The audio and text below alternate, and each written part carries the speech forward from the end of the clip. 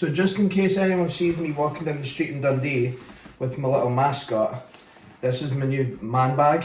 It's got a cat in it, doesn't it? Is that comfy? It's probably not very comfy for him, but he looks like he's enjoying it. I'm just going to walk about, I'll go for a coffee, I'll get him a wee hat, I might get him a hoodie and some Ugg boots.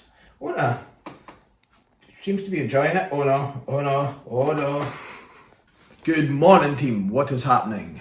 Gaining phase vlog number 2, and I hit 90 kilos this morning, so that is the first time I've been 90 kilos since pretty much the start of lockdown. So what was that, like March?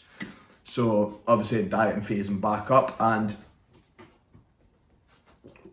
Berrylicious Hydromax, by the way, very very good. If anyone's got any other suggestions on Hydromax, let me know.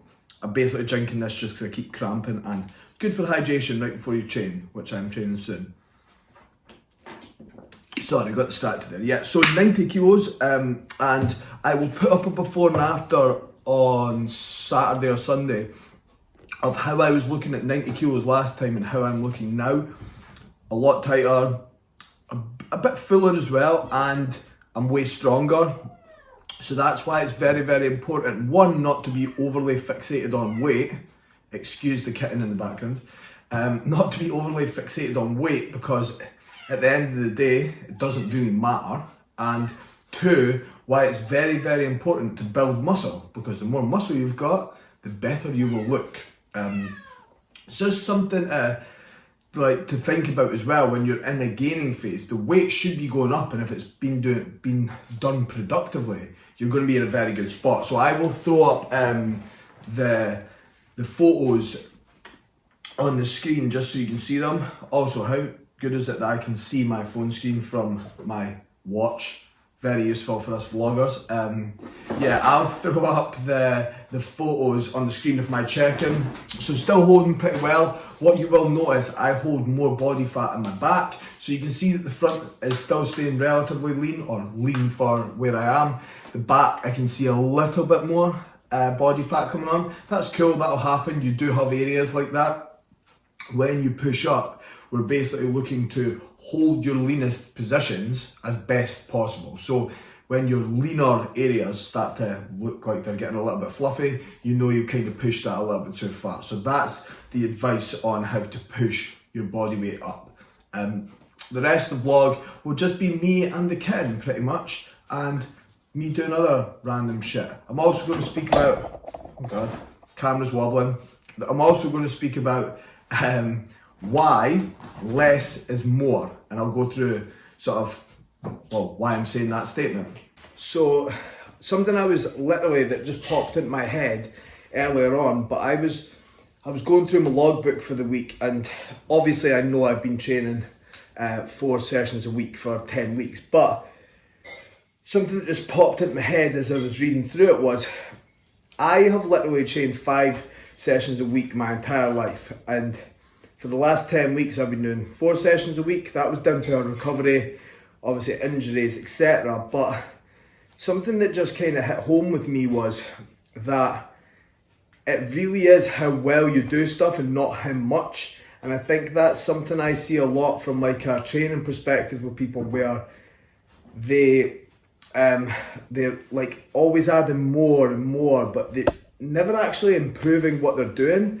And so my weight was 90 kilos today, which makes me 4 kilos off my heaviest weight from the last off season, but I'll be in a far better position from a body composition perspective. And my training is the best it's been, it's the strongest I've been. Now saying that, I am not by any means like strong, I am just stronger than I was, like whatever, like, well, the stronger than I've ever been, but it doesn't mean I'm necessarily stronger than other people. But the fact that I can train 4 days a week is far better or at the moment is good for work, just with how busy I am. It's also good for my recovery capabilities, and being able to take sets to failure and take sets to that place is the reason for that. So if you feel like you're doing loads and loads and loads but you're not changing, perhaps do less, but just actually improve on what you're doing, because at the end of the day, it is how hard you can train and not how much you can train.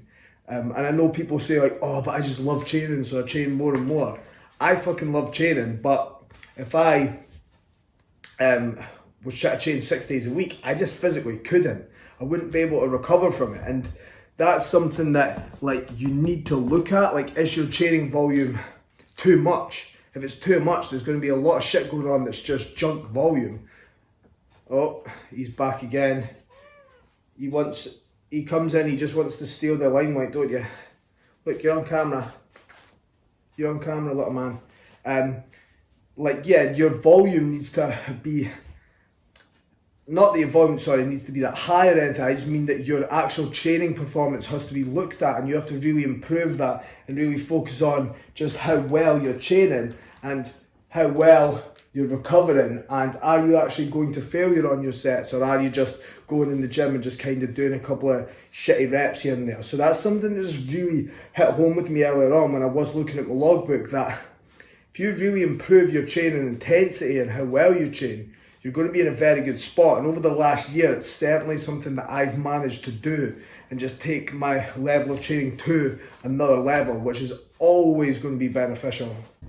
It's weird how you fall into random routines that help your performance training and everything like that. So what I have basically been doing is, my car just started itself, it always does that.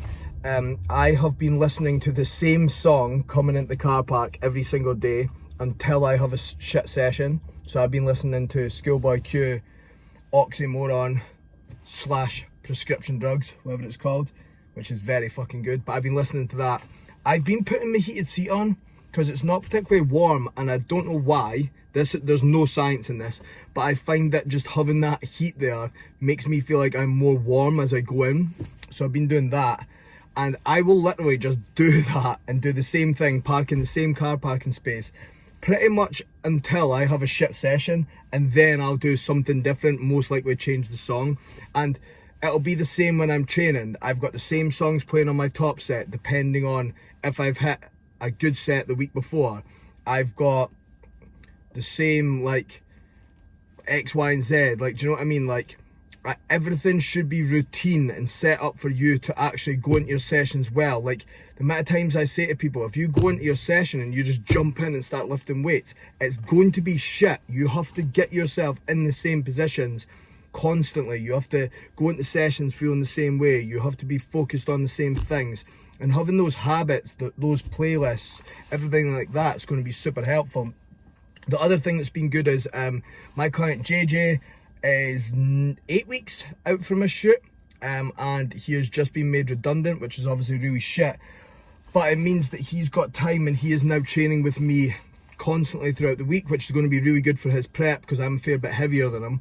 But it's also really good for me just having the training partner. So he's also really good at spotting and stuff, but it's going to help him going into that, well, when it gets difficult in your prep. So you're going to see some mad things coming from him because he's tattooed to fuck, got a really dodgy ginger moustache. Well, not just now, he's got no beard at the moment, but he's going to look absolutely shit hot for his video shoot.